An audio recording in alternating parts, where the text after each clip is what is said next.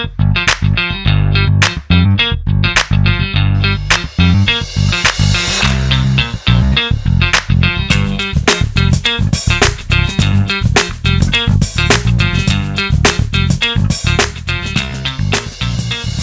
my best friends were like the tech people. They were they're all my best homies, and that's kind of the crew that I hung out with. All the theater people were also my friends. I was friends with the jocks. I was friends with the theater geeks. I was friends with the mathletes. So I pretty much was like a chameleon, and I think that's kind of coincided in my career now because I think I'm a character actor, essentially. I love to build a character and do something that's not like me. I've played, you know, heroin addicts. I've played homeless people and people with mental instability on television. I've played gardeners and terrorists, and I played all the stereotypical things. But now, I would love to. I was just telling Chris before we got on here. I would love to play a doctor. I would love to play a lawyer. I would love to, play a teacher, something a little bit more streamlined and maybe cookie cutter. I'd love to play something a little bit more like me. Which I think a teacher would be perfect. It's always been a dream of mine to coach and to teach and. And now I'm a new dad. I have a 11-month-old baby girl now, so I would love to play a dad on a show. I just feel like I played these dark, kind of intense characters, but who knows? Who knows? I think a doctor may be in my future. But to answer your question, in high school, I was kind of all over the place. I didn't have one clique. I had friends in all different cliques of the school or whatever. So yeah, I'm pretty easy to get along with. Yeah.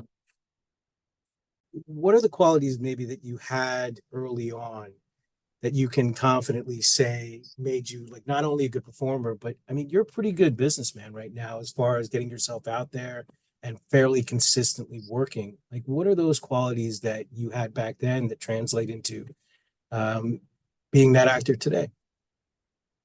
My agent told me something recently that kind of stuck with me. And my agent's this English dude. He's from London. He talks like a bit like this. He's like, Phil. He's like, Phil, I really have to let you know that the best thing that you have going for you currently, he's like super posh. Yeah. He's like, it's your ability to reset and go again. Because I think it was a job that I really wanted this job. I was on NCIS Hawaii.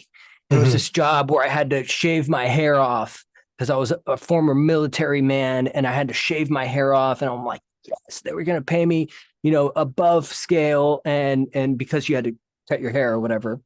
Yeah. And I didn't get it. And I was so bummed. And he talked, and I think that kind of stuck with me. This was like late last year, before the strike. He said that he's like, it's your ability to reset and go again, and I think that's what it truly takes. I read a great book, or I listened to it actually. I listened to a recording, a speaking, or what is it called? A audio book Audiobook. of Yeah. this, the Four Agreements. And it says that in there. It says, don't take things personal as one of the four agreements or whatever. And I feel like that's hard. That's a really hard thing to do. And you kind of learn that as you go, but to not care so much about it. It's like when somebody tells you, "Oh no, you didn't book it," to not take that personal and to know that there's a lot of different things that go into you booking a role or to you working on a show. Like, to understand that I really had a lot not to do with you, but to do with all the other little things that they have to align. Mhm. So I think that is a quality that I've learned, but that I've always kind of innately had. Yeah. Whenever I fell down, like physically fell down, uh, pretty quick in getting up, and I would dust it off pretty quickly. I attest that to my typical Latin family that I grew up with. They're like, "Hey, get up, hey, like, hey, don't cry, don't cry. What are you crying for? Yeah, Hey, be a man, be a man. All this that's like right. kind of toxic masculinity, I Toxic think. But masculinity. uh, but now I think like, oh damn, maybe that's why I'm like, maybe that's why I could take a punch, like I got a good chin, and I think that's what it truly takes, to just keep going. You can't stop, and you hear that from an actor that really inspires me right now, and actually worked with him, and he texts me every once in a while. He just got nominated for an Oscar. His name is Coleman Domingo. Mhm. He was just in The Color Purple, and he was in a film on Netflix called Rustin.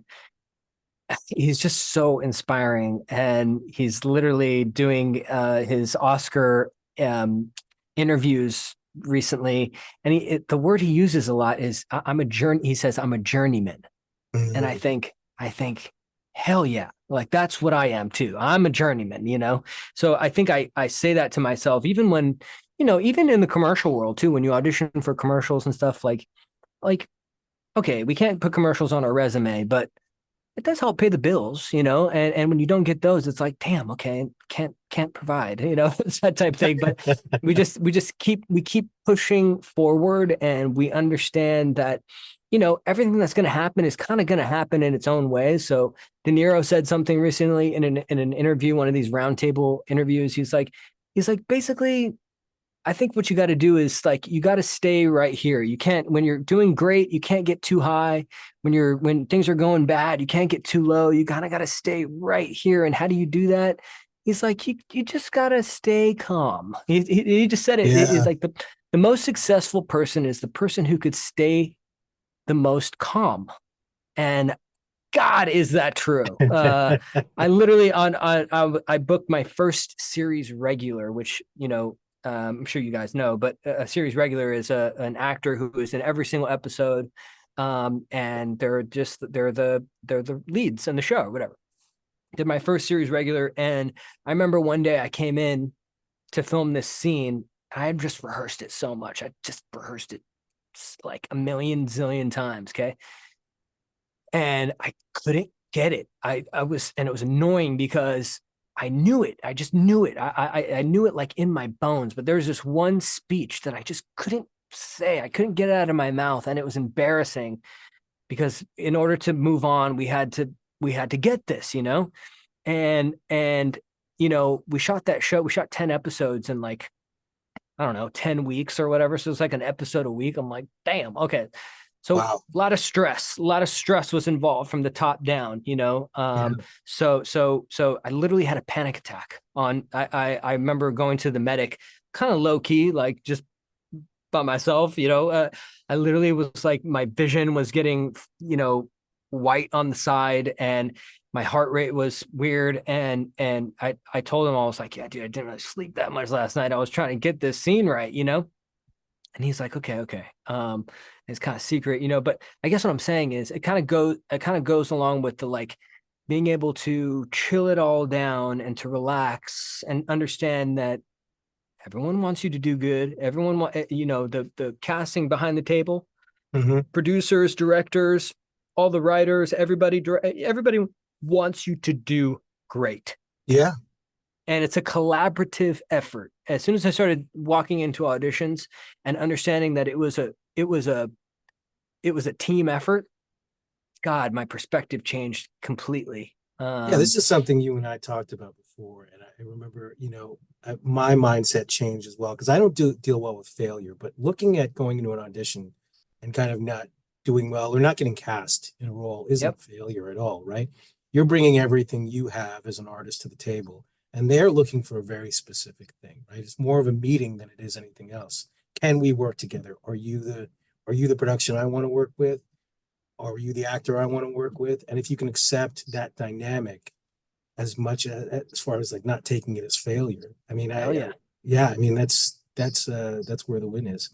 I think, pardon me for saying, I mean, you're just a tenacious and the individual. I don't think the toxic masculinity had anything to do with it. I, but I do think that that kind of mentality is not taking it as a failure is key. I think that's really important. All right. Mhm.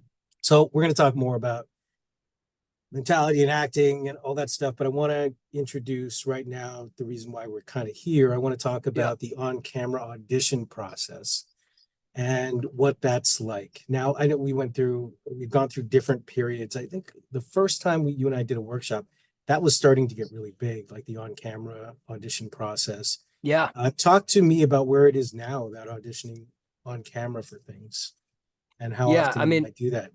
for sure. Yeah. It's changing. I mean, I think it's forever changed. I remember back when I first started really professionally acting right after I graduated college in 2010. We're doing self tapes here and there, but for the most part, we were going in person. We were going, we would wait in the waiting room, and then we'd go in and then we'd do the first call and then they would call us back and then we'd go in person again. A lot of driving. I'm in LA, but in LA it's just like if you don't have a car, it's like. But I remember being in the car a lot, for auditioning for things, even commercials and TV and film, and for short films and things like that. But now, since the pandemic, I think they learned that it's cheaper, first off, for casting, it's cheaper to, at least for the first calls, uh, to send breakdowns out to actors, have them tape at their homes, and then they'll weed out all their choices. And then for the callback, maybe we'll do it in person. But I've even done callbacks on Zoom recently. So it's all at our fingertips now. So for me, and you'll hear different things, but for me, I personally love being able to send in self tapes and to do these Zoom calls. I personally love it because I'm a filmmaker at heart. I love the aspect of lighting. I love being call me a control freak, but I love being able to manipulate my the best me, and I think that in order to do that, obviously you got to be comfortable, and I'm very comfortable. I don't know if you guys can tell, but I'm not wearing any pants. I'm just kidding. I'm totally kidding. I'm I'm totally wearing pants. I guess what I'm saying is when I get a tape, it's like the psychology of a self tape. Okay, so as soon as you get the self tape, what is your first thought?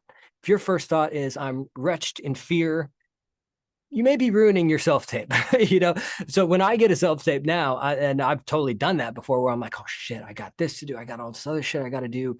Oh, like I got to get this done. Oh, I feel like we can shoot ourselves in the foot right there by not having the right energy, but I feel like when I get a self tape now, the first thing I say is thank you, thank God, thank God. I'm so stoked. I cannot wait to put a little movie together. I can't wait to put myself on tape and to show them what I have. I don't care if I get the job. I just want to show you guys what I can do. And I think that's what it's about. I think we have to be kind of addicted to the process, and right now, at least, until we get back more in person, which I don't think they will. It's cheaper for them to do it this way. Uh, um, um, I see it as me getting to make a little movie at my house. I get to. I mean, you look at tapes back in the day of like Tom Hardy. Tom Hardy's like in the woods, like with his friend with a VHS camera, making a little movie in the woods and shit. Like that is so cool, and you could just tell he's passionate about it, Yeah. and that's kind of what I like to do. I like to do here. And I got my whole little studio set up here. I'll show you the lights that I have. Okay, so I got one big light, or I'm sorry, one big light right here. It's my key light, and then I got another like fill light that's hitting me from the side right here. I got one light down here that's hitting me a little light right here a little bit, and then I got another hairline light back there. Just kind of, I'm a nerd. God, I'm such a nerd. Okay, but I think that's what it's fun. I think it's fun. It's like it's filmmaking, it's cinematography, it's storytelling. This is it's a great lead into kind of what I was going to ask about, like what devices you're kind of using right now. So you've Yeah. got like your key lights. What kind of lights are we talking here? Here, I Expensive can show you lights or guys. stuff you can just kind of pick up? I can show you guys. It's going to take some me getting back into it, but I think I just did this a few minutes ago. Oh no, Okay. no, maybe I can't. It's not my phone anymore. It doesn't not allowing me to do my phone anymore. But anyway, basically, I think what you want, and you don't expensive equipment does not make a great self tape. I'll tell you that first off. You can make. I know some of my homies are making their self tapes and they're doing it on their phone, and they're doing it. They're leaning it up against a book like this, and they're booking like all the time. Okay, so Yeah. it doesn't having lights and having the microphone and that kind of thing. That's not what makes a great self tape.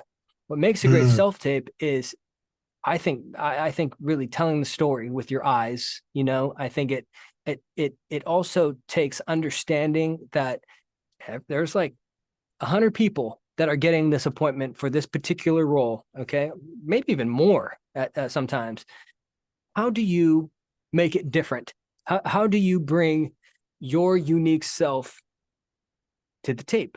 And that takes understanding who you are and how you fit. I think that to me, above all the technical BS that is, you know, that is in our world now, that is the most important thing. However, I can send you a list of all my different gear. I just did it for a friend of mine.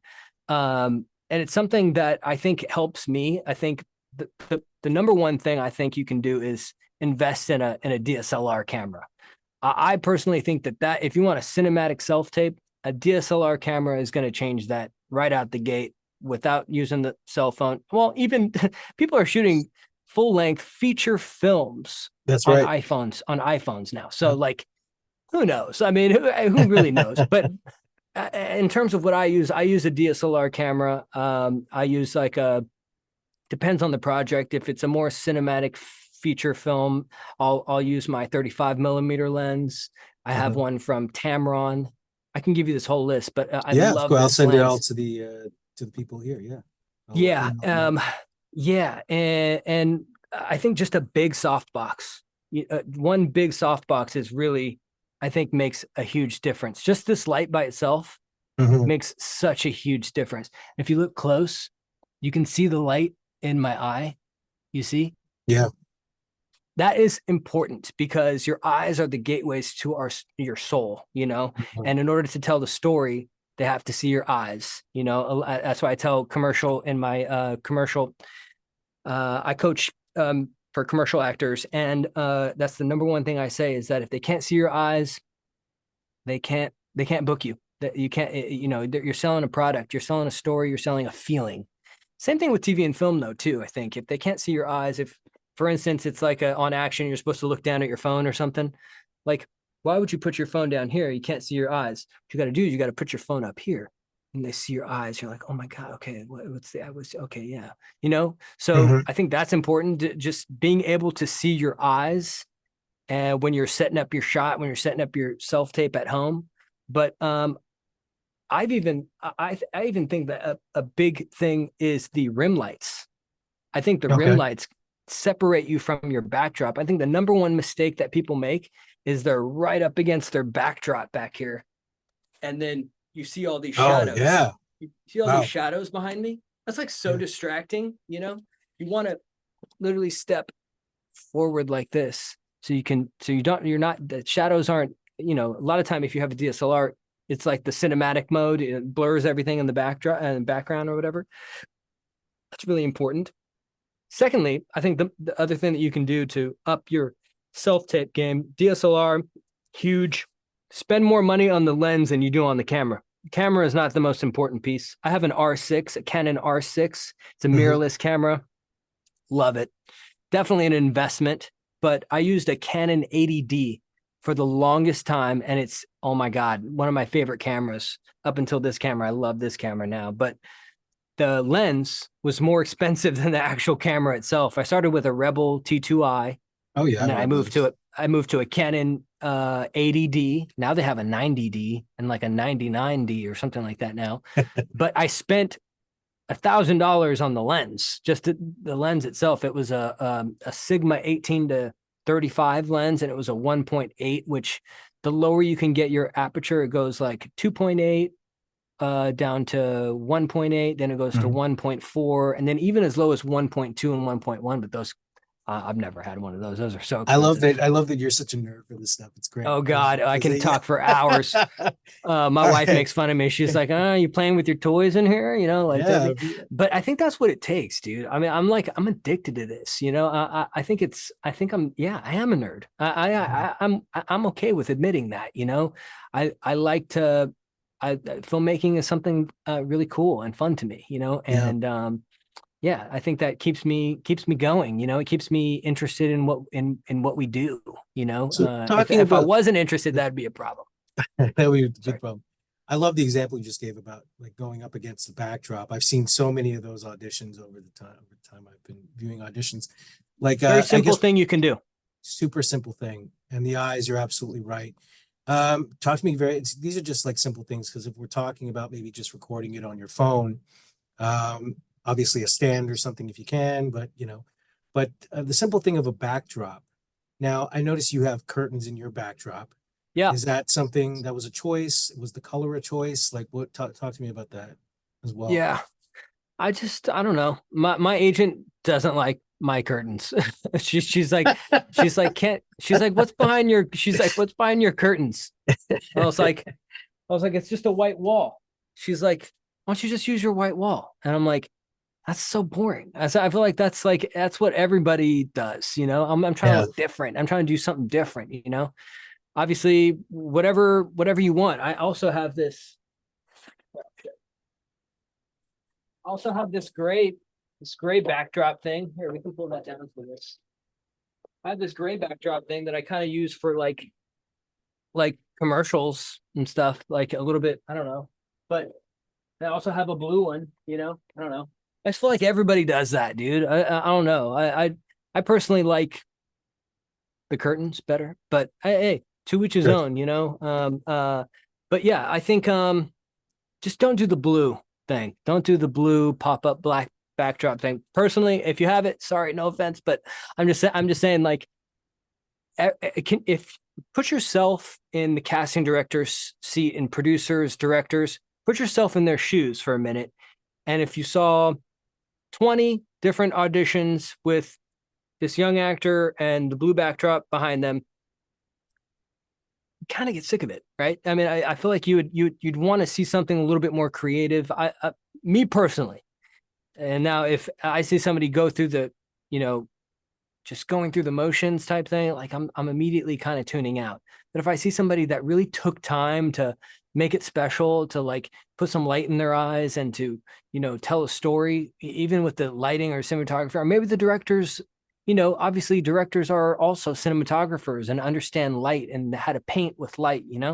Hmm. You may gain some more fans, by that. Maybe that's just an icebreaker. They're like, wow, I really loved your tape. Like I loved how you did it and everything. It was artsy and it was beautiful. And thank you so much for taking the time to do that. Personally, if that were me, some casting directors are like, I don't need that shit. I don't need any of that. Just like put it on your phone, do it in the bathroom. I don't care. Like some Yeah. casting directors are different. So it just for me, I just think it's fun. I think it's yeah, I just think I Hey what are man, you gonna I will trust you. You're the one out there bucking, so I don't see any agents themselves out there getting acting do? jobs. So, I mean, you're obviously doing a really good job. So we talked about like the equipment. We've talked about kind of the setup that you have there. You mentioned commercials. You auditioning for commercials and auditioning for features, and maybe even the different cameras you use. But what are like I don't want to say technical elements, but are there differences in auditioning for both? When you're submitting? Is one maybe a standing? Is one something where you're sitting? What's the difference between a commercial and a? Yeah. Okay. So recently, the most challenging thing to do in auditions recently has been full body slates. So basically, they say, okay, we need you to do a slate like this. You need to say your name. Hi, my name is Phillip Garcia. I'm 5'8". I'm located in Los Angeles. And then they're like, okay, and then we need a full body slate. That's hard. That's hard to do when you're just shooting on a cell phone. Luckily, I have a wide angle lens that I can capture my whole room or whatever. Mhm. Even that lens is like kind of a shitty lens, so it looks like all pixelated and just not cute. So recently I got this device where you have on your tripod like this, and you literally can go like that on while it's on the tripod. It's a small rig. I forget what they call it, but God, I can probably show you. Is it plugged in? Here, I'm literally show you. This is so cool. This is my favorite pieces of gear right now. So basically, here's my camera. Okay. And let me lock this thingy down. And you can literally just turn it like that. And then for full body slates, you do a vertical video, you know? Yeah, Uh, and I can send you guys an example of what my tapes look like, that'd be because great. instead of doing a full 1080 by 1920 like this, I literally just turn it on its side like this, and I put my full body on this side, and then my face is kind of uh God, I can't even do it. Like right here, like this. So basically, it's like a almost like it's like a three 1/4 split screen. Split screen. Exactly. Yeah. So here's my face, and then over here, like a vertical video, is my full body slate. So that's kind of a technical thing that's kind of annoying that over the years, basically they said now that they're at least for the commercial world that you don't have to do that anymore, that they can't ask you to do that, or it's not mandatory anymore. So that's kind of nice. But in terms of technical for commercial and technical for theatrical, one thing is your slate goes at the beginning for commercials. So it's, you say your name and your height and everything. A lot of time for commercial is just your name. Like, hi, my name is Phillip Garcia. And then I do like literally a second of black real quick. So it cuts to black and then goes to whatever the scene is. For theatrical, it's scene first. You do the scene first. I tend to send a couple different takes for theatrical. I like to put my first take as the take that I think is, most what the script is, like what I think they're looking for. I like to throw in that take. I like in the first take that I send, I like to do it exactly how it's written, or try to get it as close as I can to how it's written and do my little spin on it and make my little choices. In that take, I like to choose at least one moment where I say, okay, everybody's going to be doing it like this. Let me switch that up. Let me choose something different. I know it says I'm supposed to laugh or cry right here. A lot of time I say, fuck that. I don't want to do that. I don't want to do everything that everybody else is doing. That's a trick. I think and I think that's cool. To make you always hear in acting class, you make a choice, make a choice. That's me making my choice right there. It could be wrong. It could be completely wrong, but I can live with that. One sec. Just gotta plug my computer in. There we go.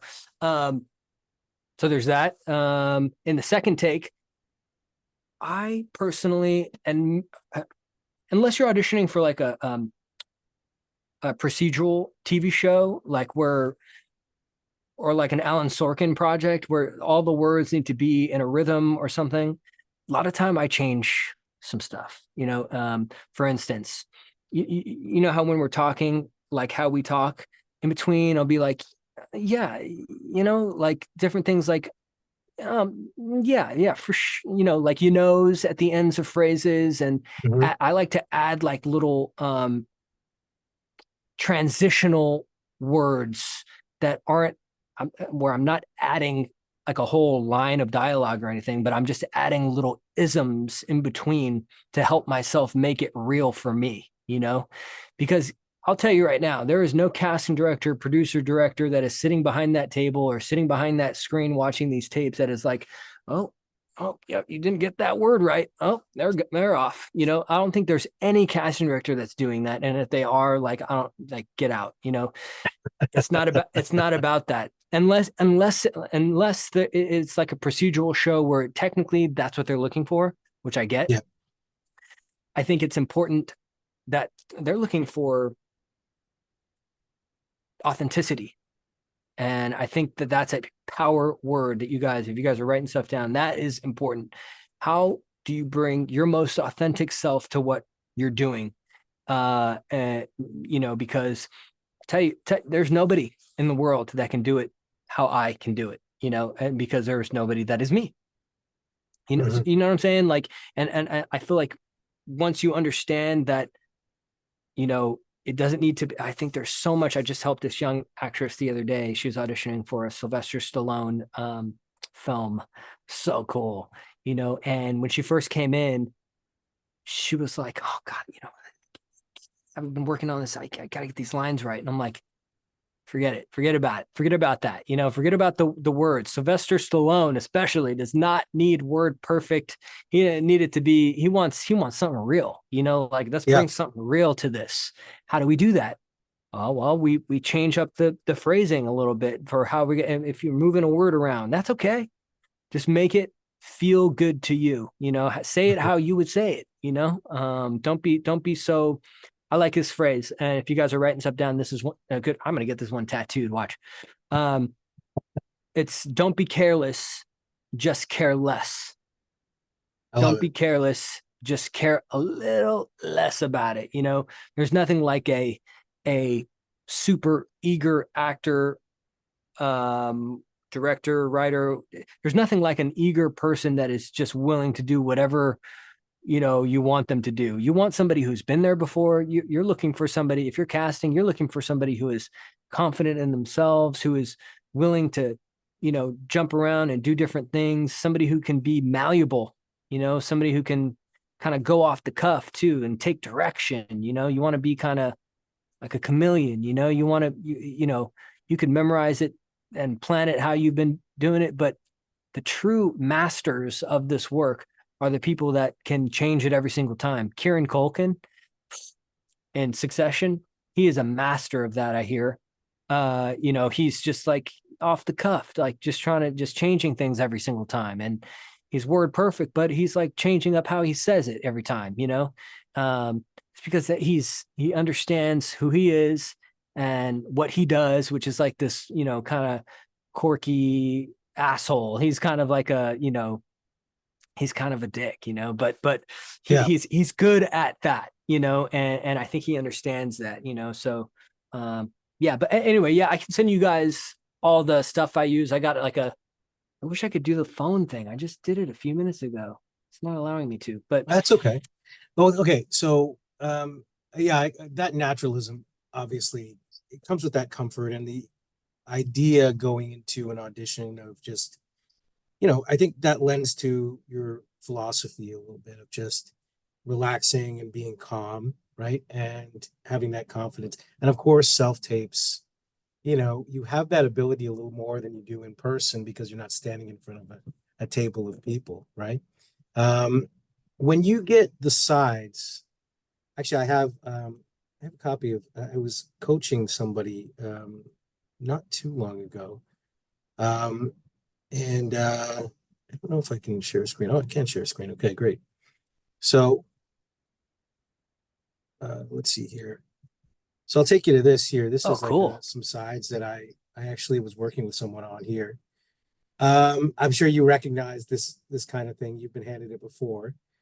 Talk me through your process. You receive the sides, and then what do you do? Like as far as going through the script, and if these are the first sides for Tony, what are you doing right now with these sides as you go? I think the first thing I do is I literally highlight my lines. I think that's pretty Old standard. school, old school. Yeah, and I don't do it on the computer. I print them out. I have a little printer here. I feel like I like to have them. Yeah, it is old school, I guess, but I highlight the lines. Yeah, I just read it. I read it as many times as I can, and then I don't read it out loud. I just kind of read it to myself. sure. Read it over and over. I read it about good 10, 15 times, 20 times even. I'll read it. I'll read it throughout the day. I usually don't tape the same day I'm learning something. I'll read it and kind of, come back to it every once in a while. Like I'll go with the baby, be with the baby, and then I'll come back and like read it some more, just like to myself. And then Mhm. maybe like the following day, I'll really start to read it out loud.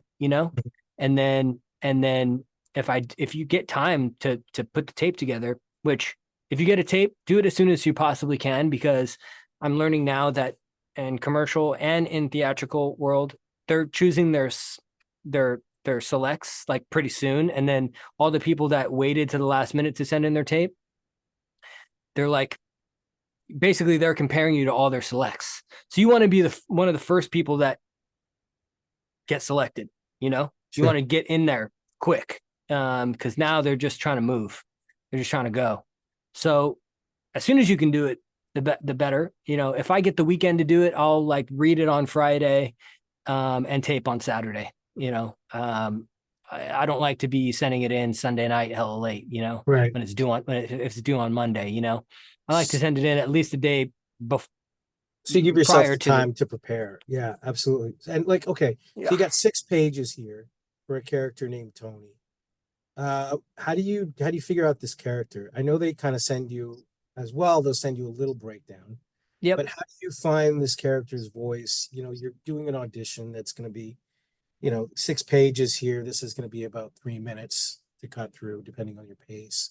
How do you yeah figure out like how your delivery is going to happen and what this character is based on what they've given you? yeah. I just kind of I don't really I can't really explain it. I guess I think it's just more like a feel thing. You feel it out. I try and depending on the character, depending on the breakdown, I tend to just try and read it how I would, and not put any emphasis too early on, because I think when we decide exactly how we get kind of married to that, and then it's like, okay, then that's kind of what I did with that sprung scene when I had it exactly how I wanted it, and then we got to set, and then it was different things. There's a shot on the stairs, and I had to turn around like this.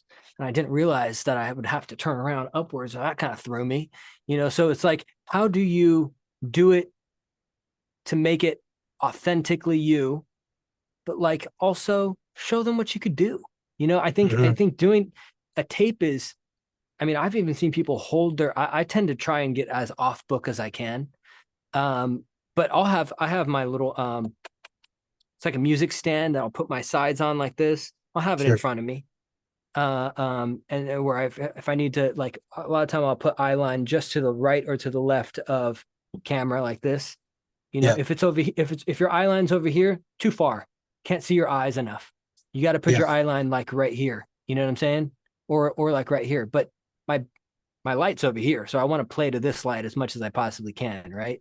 Eyeline's a So good thing. Eyeline's a good thing to actually I want to talk about eyeline in just one second yeah. because we're still Mhm. like so you get the script here and we're talking, Tony, you've determined how you're going to kind of read it.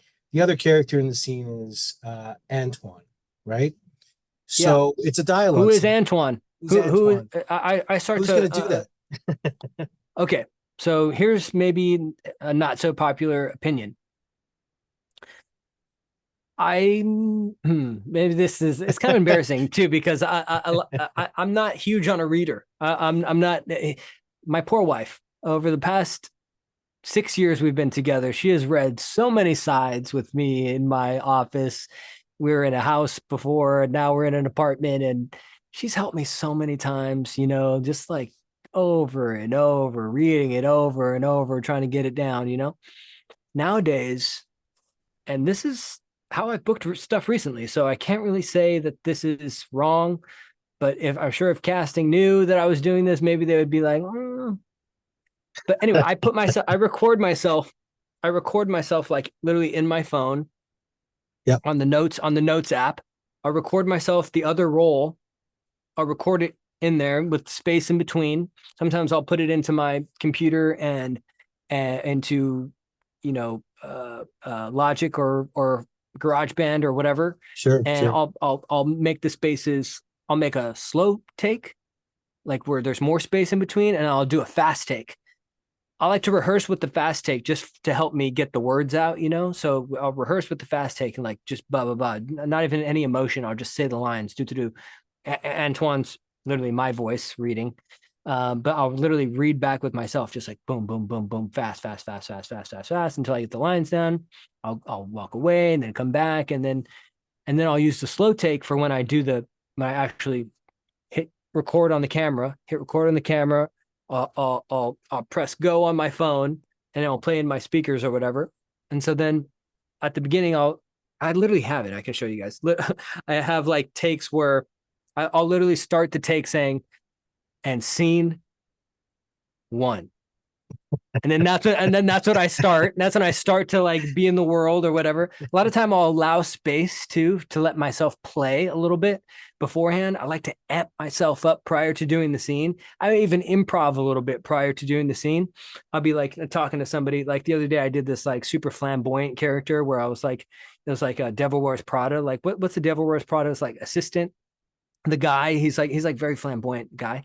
Anyway, and I was like, and scene one, and then I would like talk to like somebody. I was like, yeah, he was such an asshole. Yeah, for sure. Yeah, no.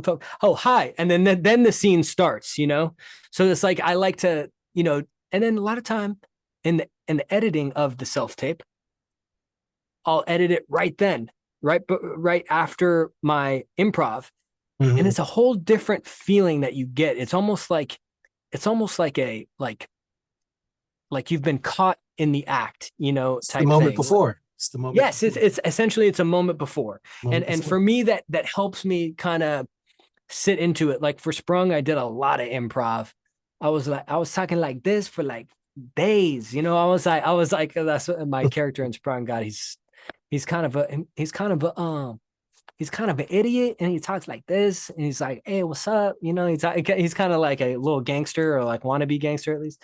But I would like improv just by myself, walking around the house and shit. I would Sure. like record myself, doing improv, just trying to get it in my Get that voice, character down. Yeah, sure. but I think it's memorizing lines and getting your tape right. I think the biggest thing is repetition. Sure. I think you just got to do it over and over and Over and over and over. over and over and over and over and over again. I told myself 50 times before I shoot. I shot this episode of CSI Vegas, and they flew me to Vegas, got to do it. It was a big scene, big, long scene. Had a lot to say. Yeah. But I told myself the night before in the hotel, I rehearsed it on my phone, recorded myself in my hotel room with photo booth on my laptop. I told my wife, I'm like, all right, honey, I'm gonna do it 50 times. I'm gonna rehearse it 50 times, and then I'm gonna forget Poor about it and go wife. to sleep.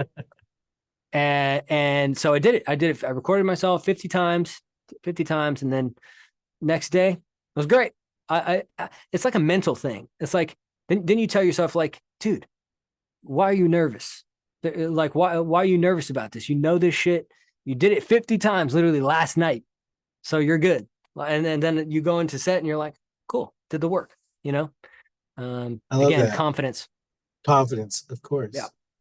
So, I mean, that's a good cheat. That's a good cheat for somebody going back. It's a good cheat for somebody that doesn't have a reader. It's a good hack for learning your lines as well, like repetition, something we learned very early on. Um, so that's kind of the setup. Um, and I guess, yeah, like I said, if you don't have a reader, record it. That's great advice there. Um, I mean, I here's want the to go thing. back I to I do have a reader. I could ask my wife, but I'm not gonna put her through that. You know what this I is mean? also a good question too, because like, is she acting when she's reading that line? Is she Um, like, is she acting, yes. or is she giving you a flat read? No. She's going for it. And I do the same thing. Anytime my homies ask me to help them with tapes, I'm Yeah, back there. I'm like, I'm crying. If my character as a reader is supposed to cry, I'm crying. yeah. Like you better believe I'm there with you if that's what it calls for or whatever. But a lot of time, at least for self tapes, the better eye line is going to be directly into your light. This is what I wanted to talk about. I've seen I'm so many literally, auditions where people are looking, and this is kind of an old school way, maybe, but they're looking right into the camera and they're giving the entire audition to the lens, right? Like, ooh, and cringy. even as I do that, I feel weird. Yeah. So, I mean, we talked about lighting before in your eyes. So, I mean, picking an eye line. Can we talk a little bit about a sight line, specifically what that is? Yeah. Okay. So a lot of time nowadays you see these ring lights, and that's cool if you have the phone or whatever and you have a ring light. I guess for me, and this is maybe the cinephile in me or the filmmaker file in me. I've never seen a ring light on set, so I want to try and emulate set as much as Mm, possible. What it's going to mm. be like on set is how I want to do it. And I think that's when I started not having a reader and doing it by myself. Or I'll get my wife to record the lines. That way, casting doesn't hear me twice. I'll get her to record it for me, and then I'll use that Oh, tape as nice. a reader to like as another trick, I guess. But I guess the more you're on set, you realize you're like, I very rarely am looking directly at my scene partner. A lot of time it's they're on the matte box. They're putting a piece of tape on the matte box, and you're talking to the tape piece of tape. So I thought, oh shit, let me practice that. Let me practice doing that at home. And then I just started doing that on a regular because if I can't do it with a piece of tape, probably not going to be able to do it with a real life human being. You know what I'm saying? Mhm. So and it's a better shot that way. It in terms of light and getting light in the eyes, which I think is a really important piece of it. Kind of technical, but it's true. I'm literally looking at my softbox right now, just the corner of my softbox right here. You know, so yeah, that's just kind of what I've been doing recently, and some people can't do that though. Some people feel a little bit weird talking to a softbox. Yeah. I would just to that person, I would say, you know, maybe a little tough love would be you got to get used to it at some point, because on set, like literally you're talking to a piece of tape on the corner of the camera box, on the matte box or whatever. So, or at times, other times you get to talk to your scene partners or whatever, but um, how can you make it? I like to emulate being on set as much as possible, so that when I get there, it's not anything surprising. Like I've seen this before, I've done this before, I've had a big ass softbox right in my face before. Yeah. This is the great technical notes for sending these tapes in. And once it's done, you send it to your agent. And obviously, it's in the hands of whoever else, and then you move on to the next one, right? Mm-hmm. Um, I've known you for a long time, and I guess people maybe in the chat maybe have a lot of theater experience. They know theater as far as acting, as far as theater goes. Um, if we're gonna kind of, we're wrapping up in a little while, but I want to ask you that transition for you going from like a musical theater actor, then like a stage actor, and kind of into film and television. Can you talk about like as an actor what the difference is, especially as you're filming these close up self tapes? Like, what is the technical difference for you as an actor in performing? Um, Yeah, yeah. I think it's just a volume thing, and not volume in terms of uh it's not volume in terms of just the volume of our voice. I think it's the volume of the size of the moment. On stage, it's you're performing to the back of the house, and they need to be able to feel what you're doing, not just hear what you're doing, which mhm. that's a given. I think they need to be able to hear you, but now they even have little microphones now on and plays and stage and stuff. Sure. So a lot of time they can even whisper on stage now, and you're like right there. But if the Yeah, projecting volume, is kind of out the window.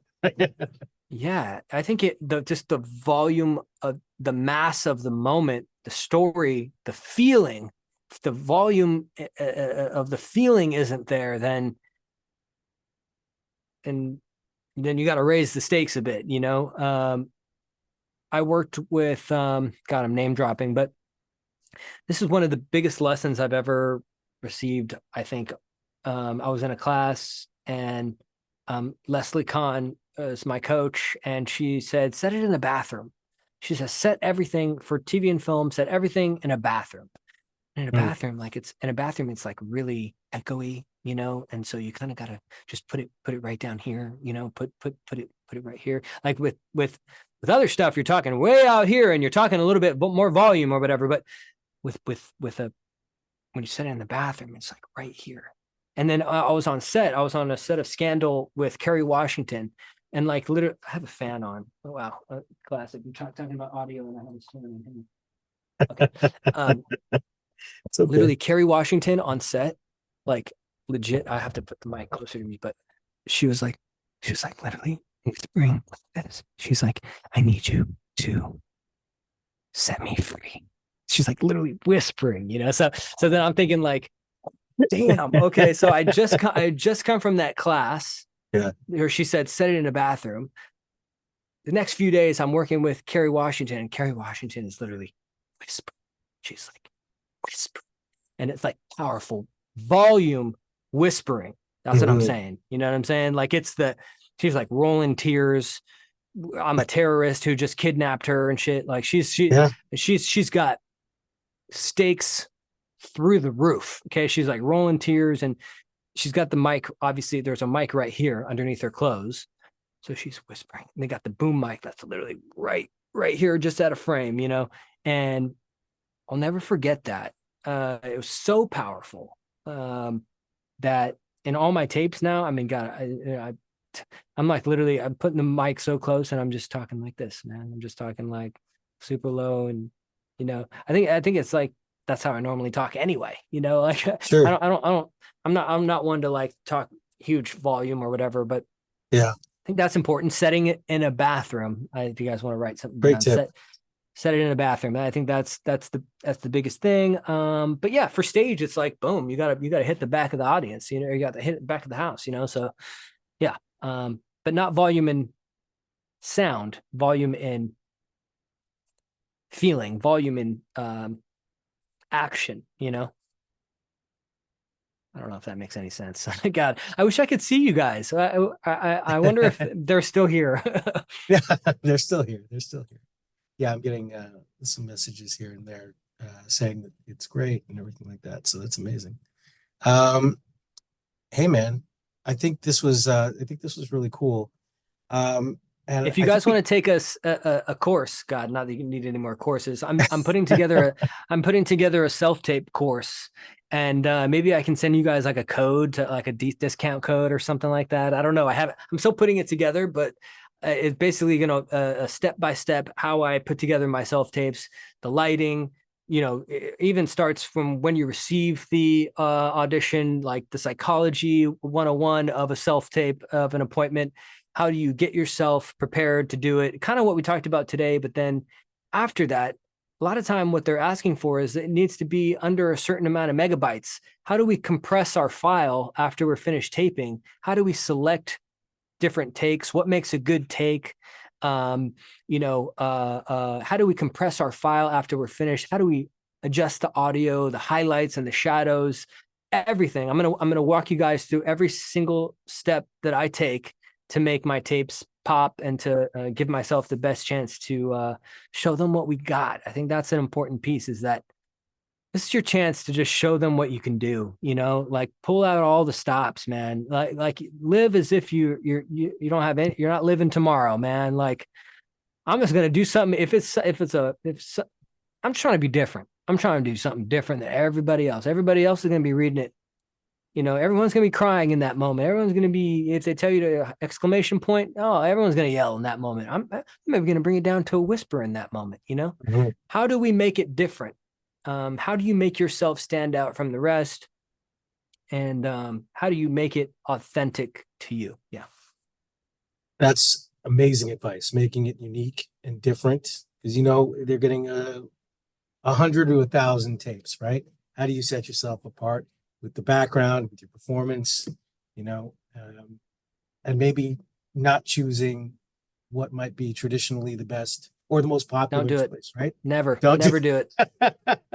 don't do it. Don't do it, guys. Don't do it. What would Lisa's Ed Hardy do? Or I mean, yeah. Ed Hardy, What would Tom Tom Hardy Hardy, do? Ed Hardy Ed Hardy. designs clothes. Yeah, my I don't bad. know if you guys have Uh, been. I think what would that Tom guy's Hardy do? Tom Hardy would go in the woods and he would film himself with his shirt off, and he would do some random improv shit and then start the scene. yeah. You Well, know, don't he take your shirt off in the audition.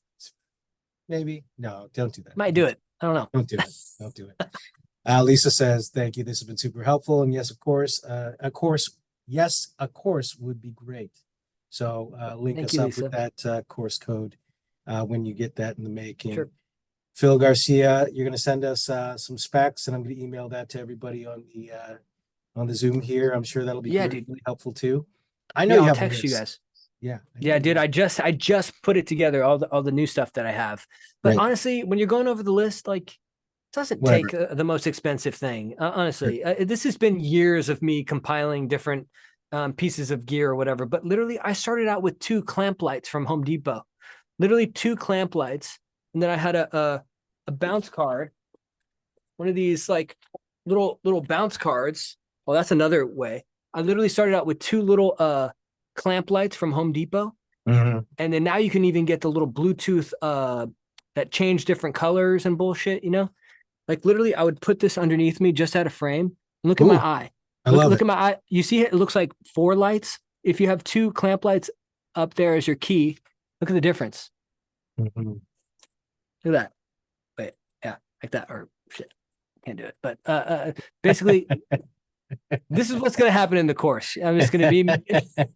It's just gonna be me messing around with lights Is and shit. it? Yeah, Classic. that's I can't wait to Get see. light in your eyes. That's the number one thing I can tell you guys. Don't matter how you do it, just get light in your eyes.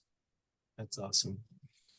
Phil, thank you very much, man. If anyone has any questions, I'm going to cut you loose.